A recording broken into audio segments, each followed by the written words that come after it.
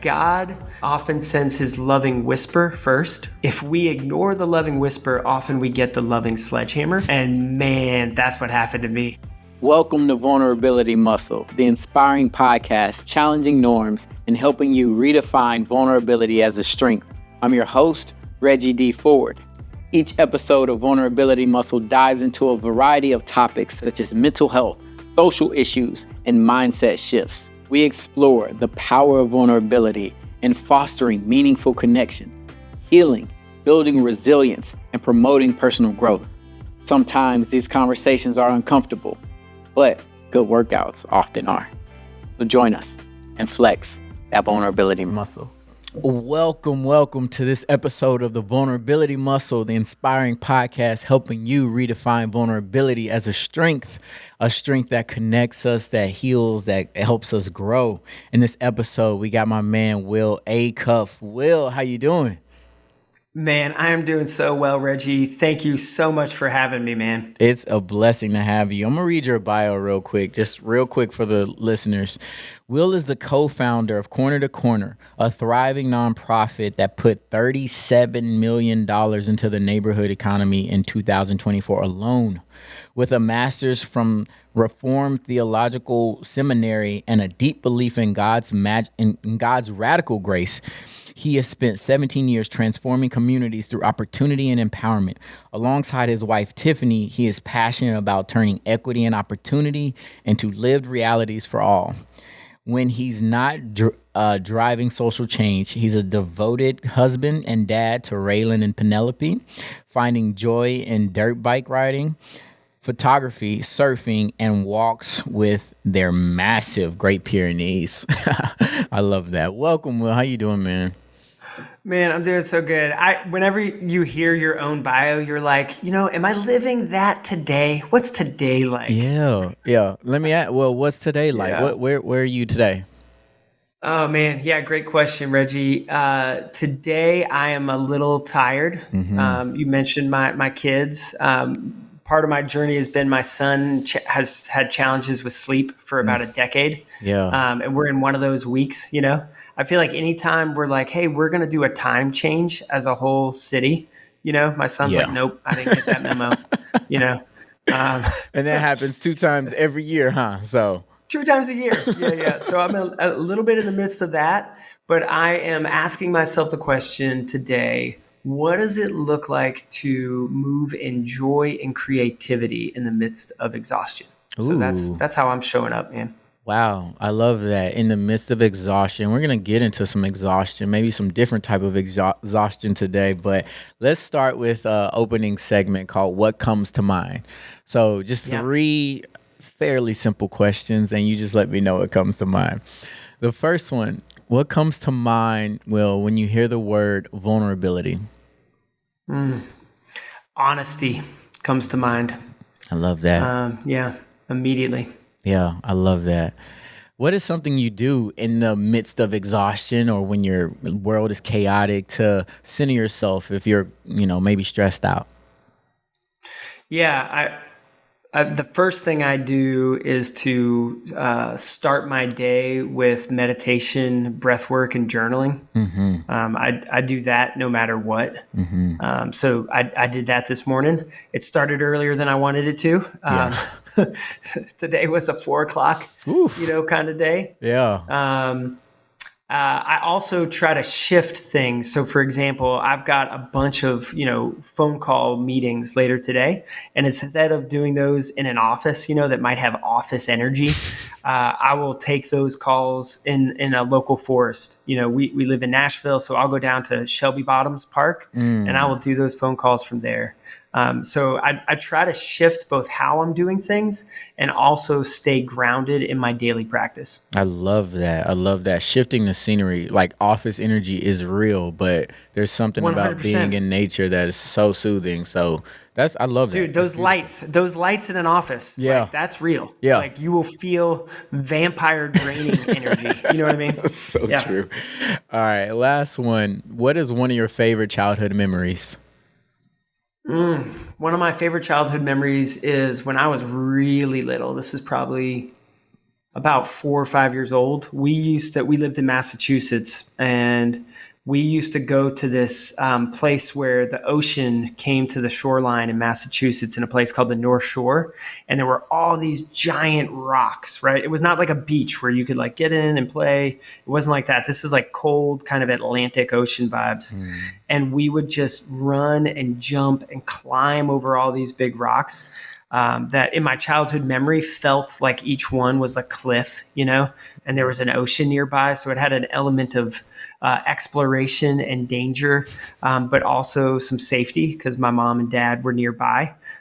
So it had all the right elements for a childhood adventure. Wow, that is beautiful. I love that. And I'm glad you were able to pull that so quickly. It feels like that's something that has stuck with you for a really long time. Oh, 100%, man. I could smell it if I close my eyes, And I like what you said about like having that it was a little bit dangerous. There was some room for exploration, but there is also safety in growing, because that's where we can grow the most, when we are challenged and we take risks, but it's in an environment that is safe.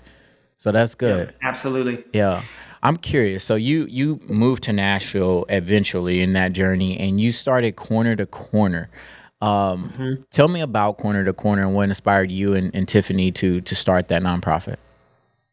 Yeah, so the first big piece for me, I was a pastor's kid, right? Raised in the church. And so like I grew up with this faith background that taught me a lot of really good stuff.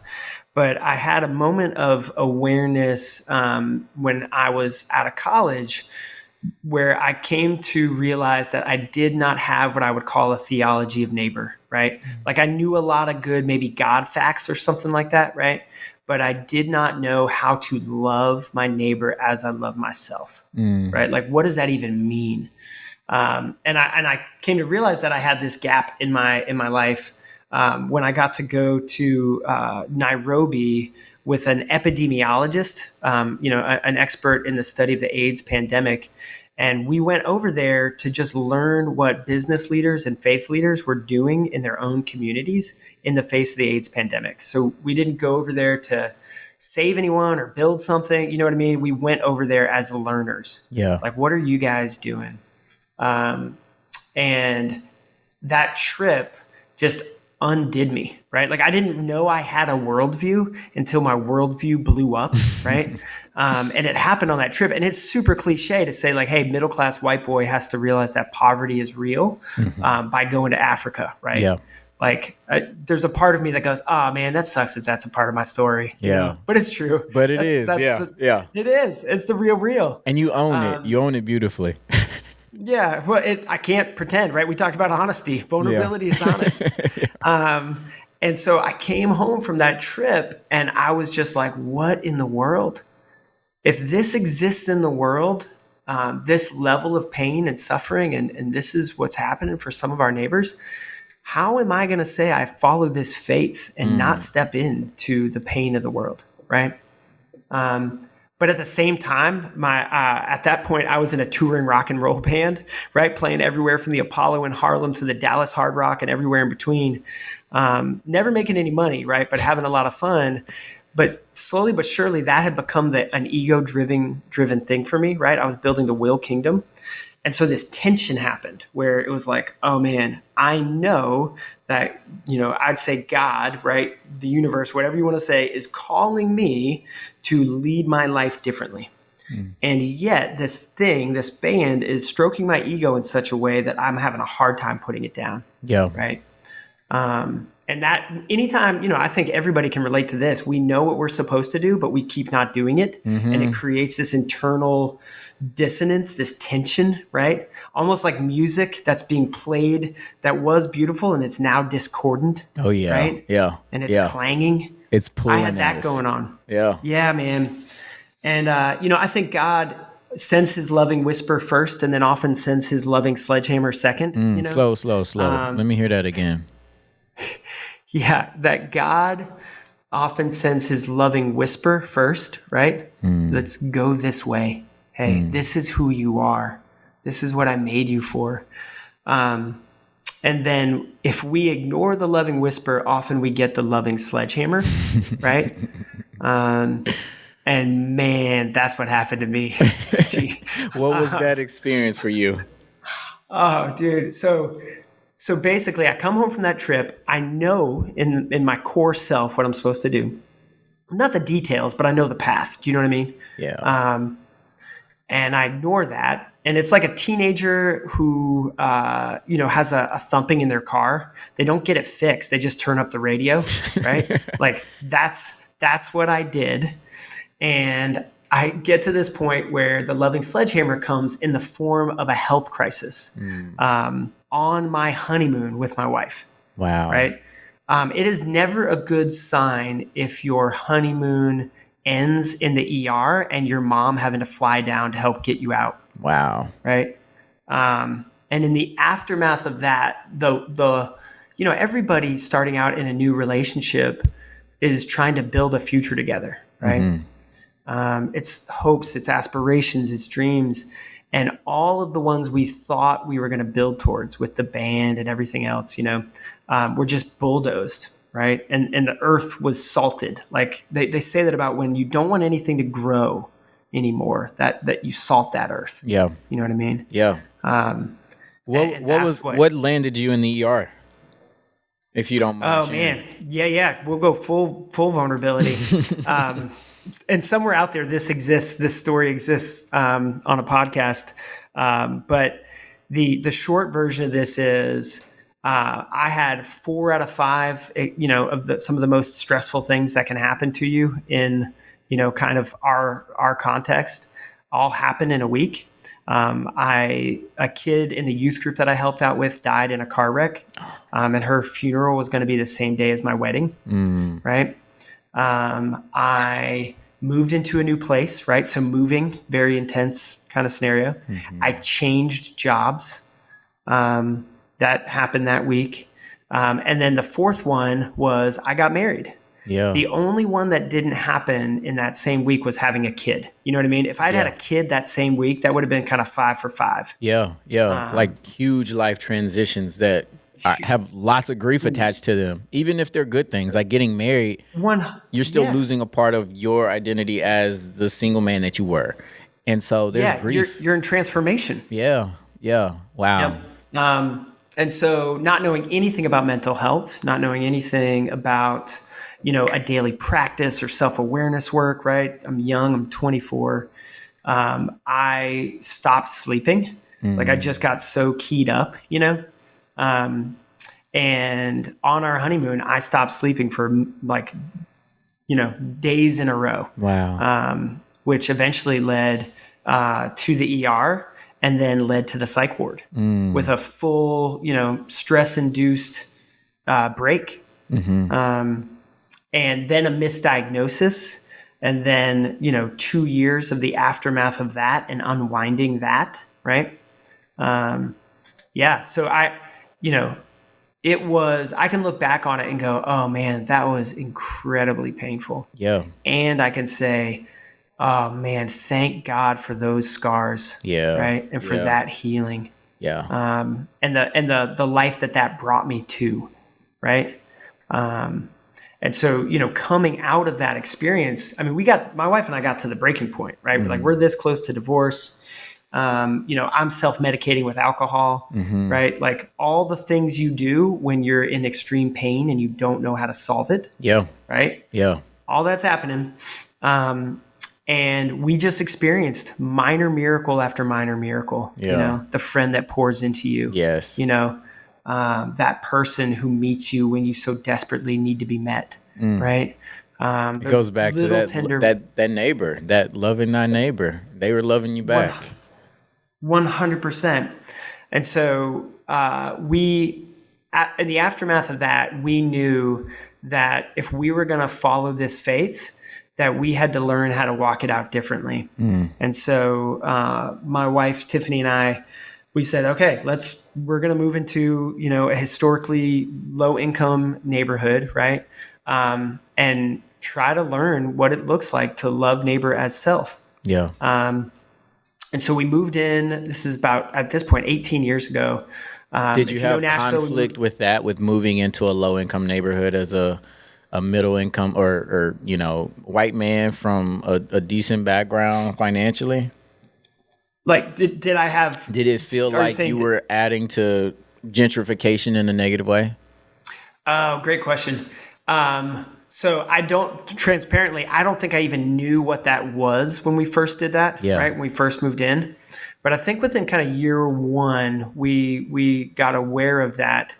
And the way I kind of framed it was, all right, there's two types of gentrification, right? Or gentrifiers, let's say.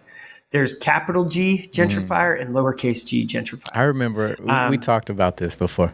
Yeah, this. Right. But capital G is like, hey, I'm moving in. I'm making this feel exactly like I want it to feel, right? And I'm just gonna basically box out anybody else, right? Is the kind of vibe. Lowercase g, because by default, I'm a gentrifier, right? Like, I'm not trying to mince words. But I can come in with love and mercy and compassion and a heart of learning and say, I'd actually like to be your neighbor on your terms. Yeah. You know? And What you've would that done look that. like? Yeah. And you definitely did that. And so that transition to the neighborhood opened your eyes, I guess, more exposure to the world. And you and Tiffany, it opened up so much more for you. And then it started the thoughts, the ideas. Yeah, 100%. I mean, and Tiffany, my wife is amazing and way tougher than me. Like, everybody who knows her knows this to be true. And so when we moved into the neighborhood, I was still kind of like just asking a lot of questions, trying to hang out with neighbors, get to know people, all that kind of stuff. And Tiffany's like, I am going to get a job working behind bars and helping justice involved neighbors transition back to the community with full-time jobs. So she like set out to do that, gets that job. And these neighbors are coming back to their neighborhood, right? Where we are now living. And so we just kept an open front door policy and started doing life together, Yeah. And over again, me putting my foot in my mouth, me being in, not knowing, and saying and doing dumb things and having loving neighbors go, hey, Will, I love you enough to tell you that you're being an idiot. Yeah. Yeah. Like, that's hey, your love. foot's in your mouth again. Yeah. Right. And that's also giving you grace and knowing that you have the room to grow. Like 100%. Like if I and didn't feel like of you my could, biases. And, yeah. If I didn't feel like you could grow and learn from what I'm going to share with you, then it's like, why waste that breath? And so people saw that in you. Yeah, absolutely. And by the grace of God, right? Like and if I had shown up earlier, right, having not have gone through our honeymoon experience or not having gone through earlier experiences, I wouldn't have been ready. Yeah. I would not have had a heart posture of learning. Wow. And so you established Corner to Corner. You both established Corner to Corner to help from an economic sense, helping entrepreneurs, educating and getting resources, and like $37 million of economic activity in 2014. That is something, or 2020, was it 2024? That is huge. 2024. Yeah, that is man. huge. Thank you. Like, congratulations. Like, you've had some tremendous success there. Yeah, man, it has gone well beyond our wildest dreams because of the incredible team, and the leadership of Shayna Berkeley, our executive director. But the gist of the program idea is, at the end of the day, I believe that ownership ends poverty, right? And if you just take it from this standpoint, if you said, hey, what created all the wealth in our country, you would say, businesses, and then investing the assets of those businesses, right? Yeah. And yet, right, when we look at the framework of our nation and recognize, the history and some of the brokenness and the promises of the American dream that we have not yet lived up to, right? Then we'd have to say, wait a minute, we can do better than this, right? An example being, 13% of white men own a business in this country compared to 0.5% of, say, black women, right? And that's not me, the nonprofit bleeding heart guy stat. Yeah. That's a stat from Goldman Sachs. Yeah, okay? That's hard. Yeah. Like, people, if you want to debate them on that, go talk to some of the folks who are the best at capitalism in the world. You know what I mean? Like, that's their stat, okay? But we know that's not a talent gap. That's an opportunity gap, right? And so what happens if you give amazing neighbors with God-given passion, creativity, and drive, all the tools that they need to turn a business dream into a money-making reality, right?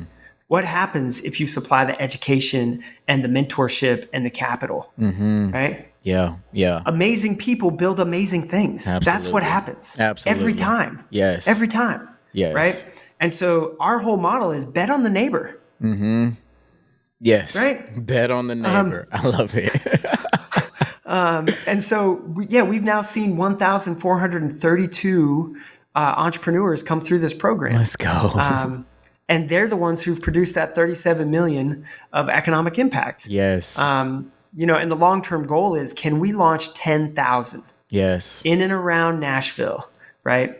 To then see what they would create, and see folks become the economic engines through their own drive and creativity, right?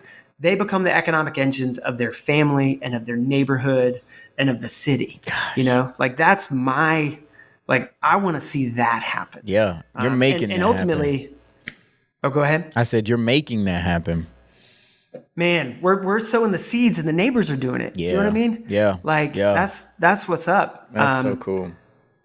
That's so cool. We could talk corner to corner all day long, and I know. So we have a little time constraint because Will's gonna take care of himself, which I love. He has well, I'll let you speak to that, Will. We got a short. Yeah. I've got a counseling appointment after this. Yeah. 100%. So I'm still doing the work, Reggie. Doing the work, doing the hard work, and you've done some hard work, and you've written a book, No Elevator to Everest, and you gotta.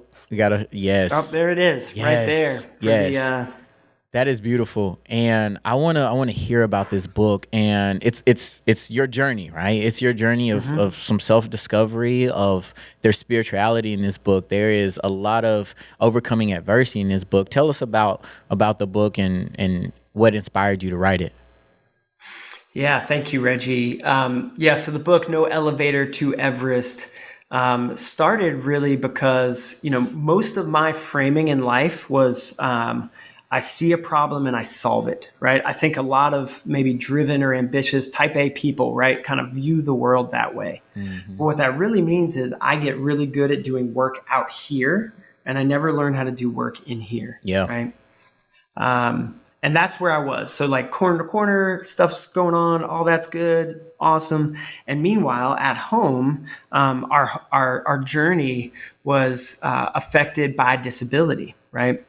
Both of our children are through domestic adoption out of Memphis, right? Shelby County babies.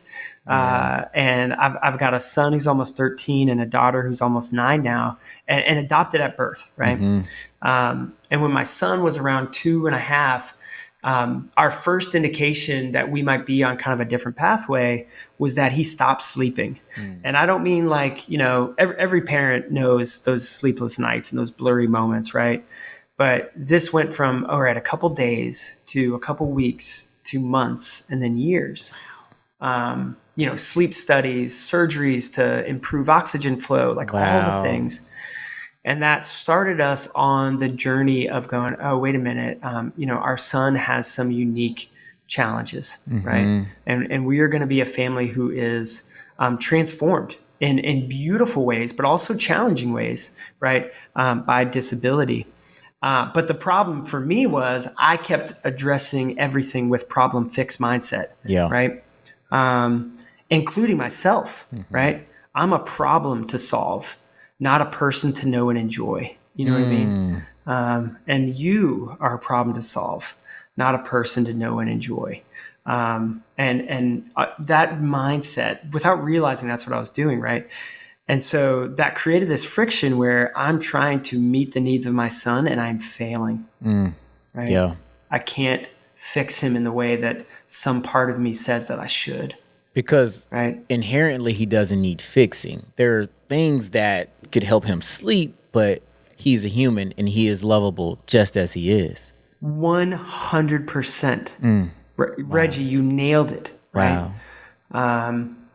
And it got to a breaking point for me where, and in the face of this, my wife, and I've got permission to speak about this from her, she's experiencing, acute clinical depression, right? And so that's kind of what's happening at home on top of the lack of sleep, and just highly intense needs that need to be met every day. Mm-hmm. And my wife finds this trauma healing place, right? That you and I have talked about before. We call it, trauma camp. Yes. Life-changing. Life-changing, right? We can give them a shout out. Yes. We can give them a shout out. Yes. We can name it. Yes, please. Yeah. That's a wonderful place called On-Site. Yes. Right? On-Site is life-changing. Man, right? Life-changing. And so Tiffany goes and she starts to get, the first few kind of tools that really help her, right? And now she's not, she's walking her path different than mine. And she goes, Will, you've got to also go. And I was like, really? Aren't we therapized enough as a family? Not a good sign if you're debating your wife by inventing words. Right? That's not loving. And so both of us, my wife and I, were Enneagram 8s. And if you know the Enneagram world, that's that challenger fighter role. And she digs in. She's like, no, you got to go. And so I was like, all right, fine, whatever, I'll go. and day one, I'm there with just such an arrogant chip on my shoulder. Yeah. I'm here to fix my wife. I'm here to get shared language, right? But it's all about like her, right? Not recognizing all of this that needs to be brought to the surface, right?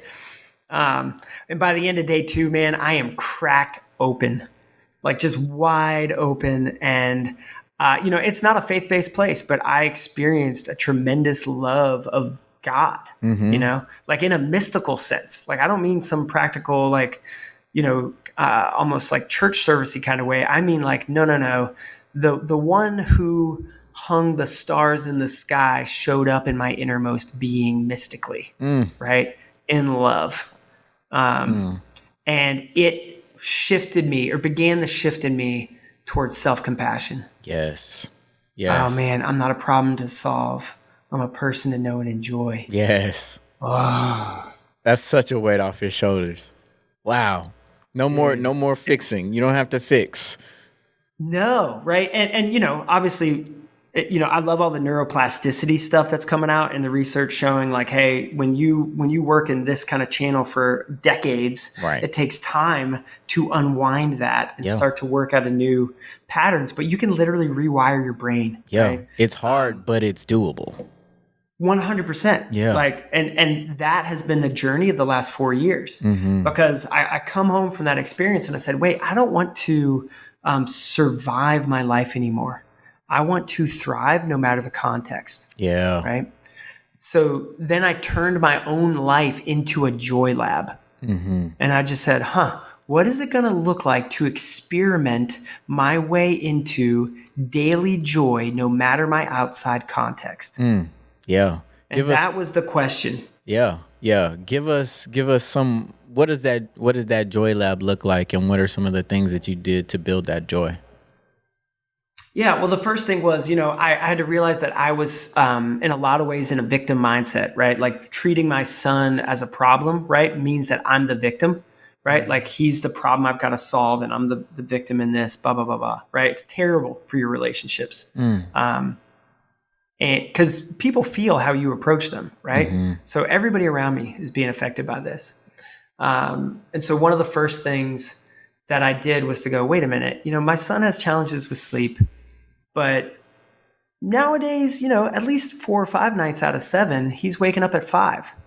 Well, what would it look like for me to step into my day and meet my son with some beauty and joy and wonder and curiosity? Yeah. And I was like, oh, I'm going to have to be better rested and I'm going to have to do my own work to meet him there. Yeah.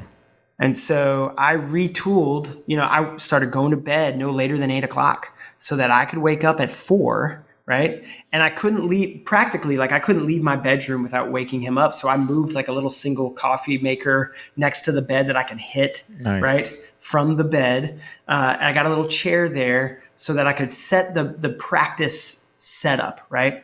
And I think that's sometimes where it gets hard to develop a daily practice if you don't know where you do the practice, right? It's like it's hard to get good at basketball if you don't know where the hoop is. True. Yeah. Right? Yeah. And so I set that stage first, and I set my alarm, and I got a watch with an alarm so I wouldn't wake up my wife. And I move into the chair. I get my cup of coffee, and I first start with just some breath work. A simple 4 in count, 4 out count, right? Do that 4 times to settle myself. I love it.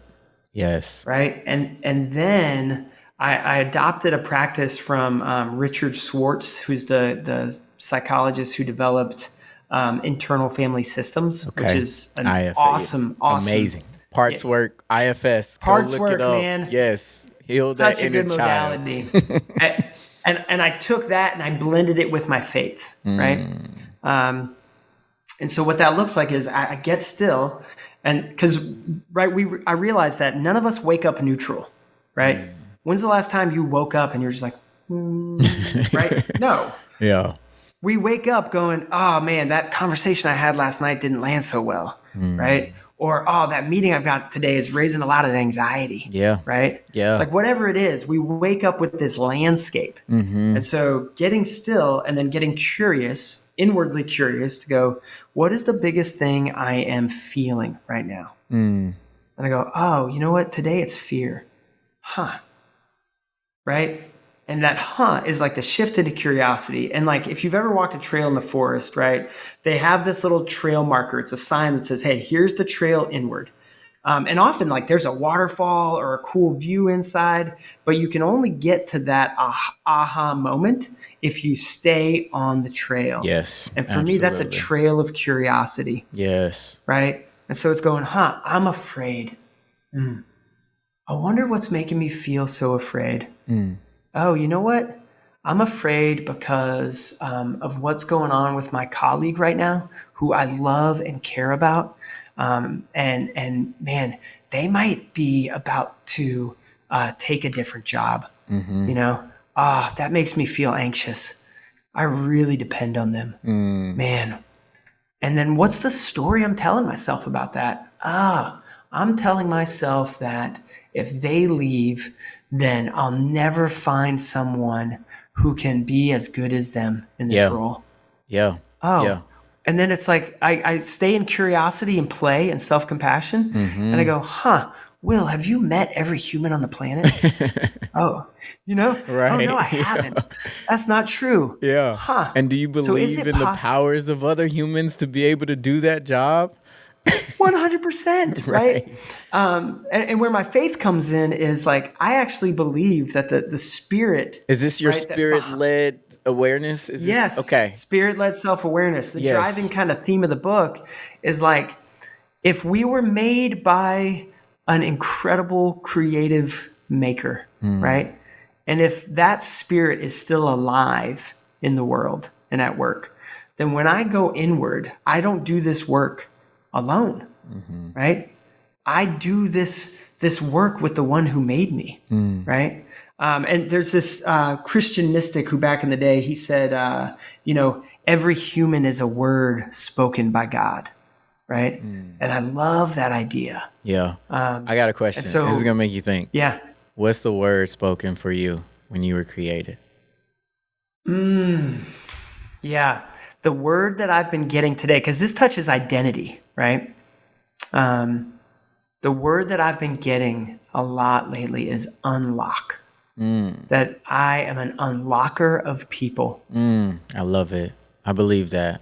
I believe that to be true. And like even before I reached out to you, so many like I hear your name all the time, obviously, but like there are just countless meetings that I have where it's like, and I was talking to Will, and I'm like, yeah, I should reach out to Will, and he's such a great guy, and this, and I'm like, I love the time when I met with Will, and why haven't I reached back out to him? And it's just like, yeah, and so I'm so glad because I feel that in you. You have unlocked so much for so many people. So yeah, that's a good word.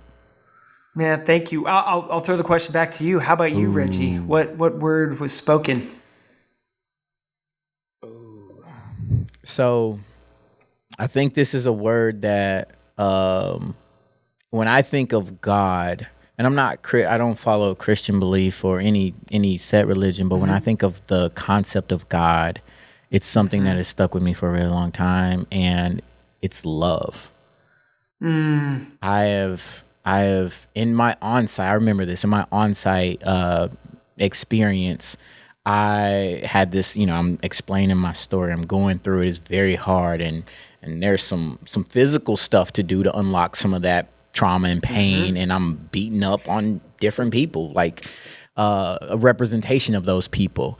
And then the community around me, they surround me and they start helping, and they're beating them up. And then the therapist pulls me out of it and just asks me, how does that feel? And these are people who have hurt me, and people that I'm like, fuck them at times. And I was like, it still hurts because I love them. I don't want to watch these people beat my loved ones. And so even in that moment, like one of the other participants she said, Reggie, you are the embodiment of love. And I think love has shown up so many times in my life, and it has saved me so many times. So I would say love would be my word. Oh, that's beautiful, man. Yeah. And what you're touching there, that experiential unlock, right? Yeah. For some of us who have had trauma, and most of us have had trauma, whether you realize it or not, it gets trapped in the body. And the way to shake it up and release it is to get back into the body and move it and do things. And Dude. I didn't realize that until on-site. I had been practicing yoga for years, but at on-site is where it was intentional of unlocking some of that trauma that was stored in my body. Dude, same here. I mean, you're talking about the experiential, like step into, an experience or a memory of a space and reenact and maybe reparent or reheal some of those moments, right? But not intellectually, but in your body. Yes. Right? And so like going back to the trailhead thing that I'm describing, when I meet myself with compassion and honesty and vulnerability and love, I shift, right? That tightness that I'm feeling in my chest, that kind of clenching that I've got, all those things that I've gotten so good at over decades, right? Oh, man, it starts to unlock. And then when my son wakes up, I go into the room. I'm like, hey, good morning, bud. Yeah. And I'm meeting him, right? Not trying to solve him. Yes. Right? And that is how I want to move in the world. That anybody that I get to engage with meets me, really me and my true self, and meets me in love, and I get to meet them in love. I love it. I love it. In the book, you also talk about this concept of spiritual exhaustion, right? Can you describe what that's like, and any tips or tools that you have for folks who may be experiencing that in their own lives? Yeah, I mean, I think there are moments where we get to a place of being utterly stuck, right? And if you're in one of those moments right now, I think it's so easy to get into a feedback loop that says, I will always be stuck, right? And it becomes our kind of inner mantra, if you will. And so if you're in that place, that's what I'm talking about spiritual exhaustion, right? Everything feels weighty. And if you are able, right, to get away, even for 5 minutes today, to a place that feels like safety. Like if you just stop and go, man, is there a place that feels safe for me? If you can get to that place, maybe it's, for me right now, it's Shelby Park, right? Shelby Bottoms in East Nashville. I love being out there in the woods, right? For you, maybe it's your car, Yeah. Maybe it's the shower, wherever it is for you. If you can find that place, get there, get still, just get your breathing in. Don't overcomplicate it, right? Just a couple breaths in, a couple breaths out. And then ask yourself, is there some part of my life right now where I get the barest spark of joy, right? Just get curious. Should and this whatever be alone? That is. Should this be alone or in community? Yes. So I first recognize it as alone, right? And then if something happens, right? If you go, oh, you know what? When I heard that song the other day, that touch some joy, right? Go and listen to that song, right?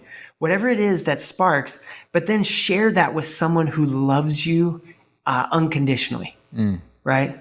Don't go to that friend who's going to be like, bro, you just need to work it out more and get harder and grind out. No. Don't go to that friend, right? We love that friend, but we're not going to that friend right now. Yeah, this is not a moment for that friend. Yeah. Man, Reggie, I've got roll. to move to my counseling appointment. Listen, if y'all enjoyed this and you want more from me and Will, I just find YouTube and comment under this and say more, because I want more from this. So I know it's just scratching the surface of Everest. Dude, let's do part 2. We're going to do part 2.